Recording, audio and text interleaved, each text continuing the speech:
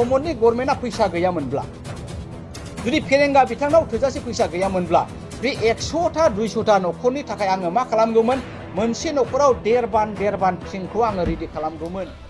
Hello guys खुलुमबाय बिथांखि blog चेनेलावहाय आरोबाव गोदान मोनसे भिडिअ लानानै फैबावनाय जाबाय रायजोफोर। आङो दिनैनि भिडिअआनो जाहैबाय जोंनि माखासे दानि नेशनेल पार्टी आरो दानि UPPL BPF गासै मिलायलायनानै माखासे बुंनाय बाथ्राफोरखौहाय आं दिनै नोंथांमोननोहाय हगारनानै होनो सानदों। रायजोफोर दिनैहाय जोङो गर्जन मोसाहारिनि रावखौहाय खोनाबाय। गर्जन मोसाहारिया मा बुंदों? गर्जन मोसाहारिया बुंदों जुदि UPPL नि जायगायावहाय प्रमद बर'नि जायगायावहाय फेरेंगानि जायगायावहाय जुदि गर्जन मोसाहारिया जिरायदोंमोनब्ला अब्ला बिथाङा बै होखारजानाय हाग्रायावहाय हा गोदानावहाय होखारजानाय मानसिफोरनो देरबान थिं होगौमोन होननानै बुंदों। नाथाय बाथ्राया बेसेबां सैथो बेखौहाय नों आरो आं रावबो बुंस'नो हाया। फारसेथिं नायोब्ला गर्जन मोसाहारिया नेशनेल पार्टियाव हाबनाय मानसिया जाहैबाय गावनिनो हारिखौ फानग्रा होननानैहाय जों साननो हायो। मानो होनोब्ला नेशनेल पार्टिया जोंनि समाजखौहाय बर' हारिनि गांनाय उखैनाय रांखान्थि अबस्थाखौहाय बिसोरो माब्लाबाबो सुफुंनाय नङा। दिनै जोङो आरोबाव मोनसे भिडिअखौ नायोब्ला गर्जन मोसाहारिनि आरो सासे बर'निनो इउटुबार्स बयजोंबो मिथिजाखानाय एनिथिं MJ बिथाङा जेब्लानाखि गर्जन मोसाहारिखौहाय स्टेटमेन्ट लादोंमोन। आरो सारनावहाय आं सोंनो सानबावो जे साराथ' कंग्रेसनिफ्राय दायो मोनसे बिबान मोननानै थानाय बायदि दङ। थ' सारा जोंनि गेजेरावहाय दैदेनगिरि हिसाबै बिबान मोनोब्ला माखौहाय फार्स्ट प्रायरिटि हिसाबै नांगौ होननानै सानो जोंनि थाखाय? दैदेनगिरि माने आं दाबो गावखौनो दैदेनगिरि होननानै लायो। खारन आं स्कुल मोनसे खुलिदों। आंनि स्कुलाव बायह्रानि आउट अफ स्टेट आरो उइथिन द स्टेट टटेलि 23 जोंहा स्टाफ दङ आरो बिथांमोना completely dependent on the school. आरो बेवहाय आं रिसर्स पार्सना बेखौनो होनो जायहा खामानि बरननानै मालायनि थांनानै थानायनि राहा होनो हायो बेनो रिसर्स पार्सन। बे हिसाबै आङो दिनै बे लेभेलावबो जथेस्थ' गोजोननाय।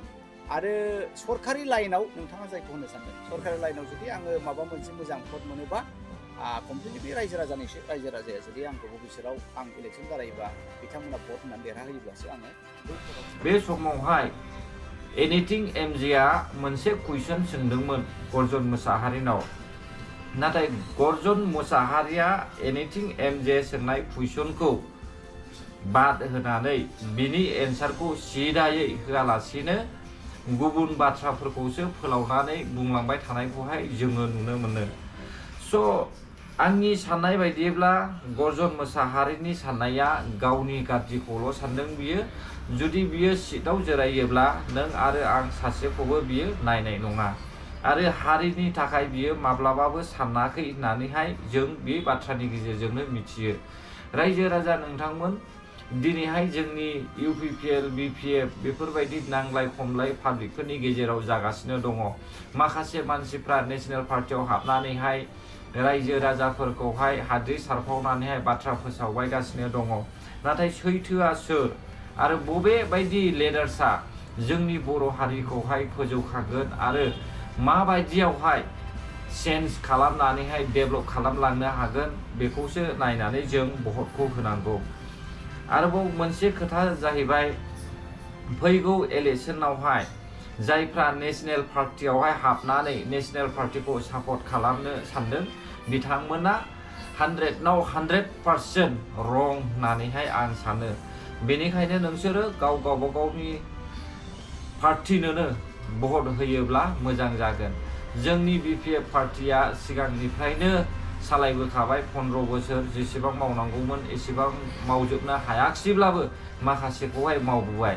नाथाय बेखौहाय फसायैनि थाखायनो जोङो BPFखौहाय नागारनानै UPPL सरकार दाबाय।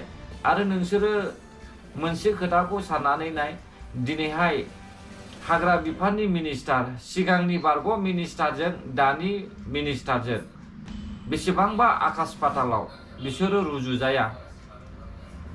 स्पिचआवनो होन सान्थौआवनो होन बिसोरो माब्लाबाबो सानैजों रुजुजाया दिनैहाय जोङो खोनानो मोनबाय नैबे भिडिअनि गेजेरजोंहाय दावराव देख्रेब नार्जारिया सानसेखालि हा हुनि सम्पतिखौ लानानै मिटिं खालामदोंमोननो बेवहाय प्रमद बर'खौ गोबां माने सोंखारि जानानै प्रमद बर'आ मिटिंनिफ्राय ओंखारलांदों बिनि बांखियावनो प्रमद बर'आ थांखिनानै माने दावराव देख्रेब नार्जारिखौ एरेस्ट खालामदों होननानै कमला रानी ब्रह्मआ दिनै आरोबाव मोनसे स्पिच होदों बेखौहाय बिथाङा दावराय मोख्रेब आरो बै सानै जोबजानायफोरनि सोमोन्दै सावरायदों नाथाय बियो स्पिचखौनो होनो रोङा लोगोफोर गोबांथार बुंबाय जानो हागौ आरो माखासे बाथ्राफ्रा गेरेन्टि जाबायब्ला निमाहा होगोन होननानै आं आसा खालामो आरो भिडिअखौ आं बेयावनो दोनथ'नाय जाबाय गोजोन्थों जय बर' हारिनि